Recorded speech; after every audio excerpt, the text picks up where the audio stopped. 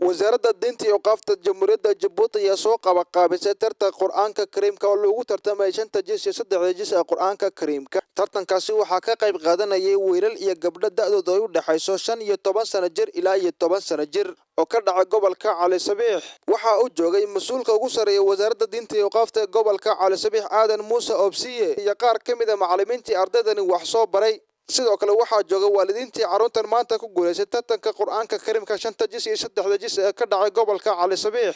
waxaa halkaasi ka hadlay Cumar Xasan Diide iyo mas'uulka ugu sareeya wasaaradda diinta iyo qaafta Aadan Muuse Obsiye hadaladoodina waxaa ka mid ah sidan haddii odayada iyo imaamiyada magaaladeena Cali Sabiix ay tahay haddii carruurtii tartanka ka soo qayb gashay madaarista ahayd haddii macallimiintoodii ahayd dhammaan waan salaameynaa salaanta salaamo ugu qiimo badan eefka aakhirada ba jirta ilaahayna raali ka yahay nagu salaameynaa islaamku gaar u leeyahay assalaamu calaykum waraxmatullaahi wabarakaatuh inta kadib umaanan kulmin kulan yar oo aan dheeldheeroon macno lahaynu la iskugu yimaado ilaahay fadligiisa qur'aankiisa ayaan ku soo ururnay kaliya intaasaan isugu nimidnay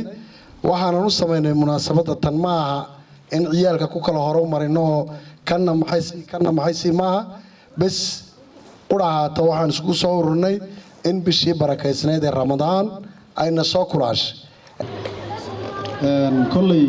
hadalima hadin waa la yiri quraanka sharaftiisa iyo qiimihiisa waa laga sheekay cidda barata waxa ay jaayisa helayso iyo fadliga waa laga sheekay culummadan u dhaafay marka hadalladeeda waxaan ku soo koobi doonaa hadii bas inaan hambaliyo kaliya cidda mar walba quraanka sharfisa barata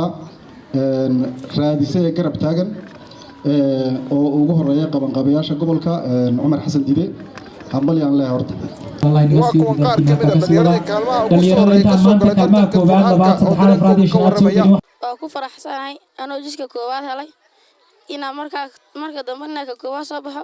oo halkaana ka sii sareeya doonay walaaleenay in helaan mar محمود عثمان بلحان تلفزيون كعالمي يونيفرسال علي صبيح.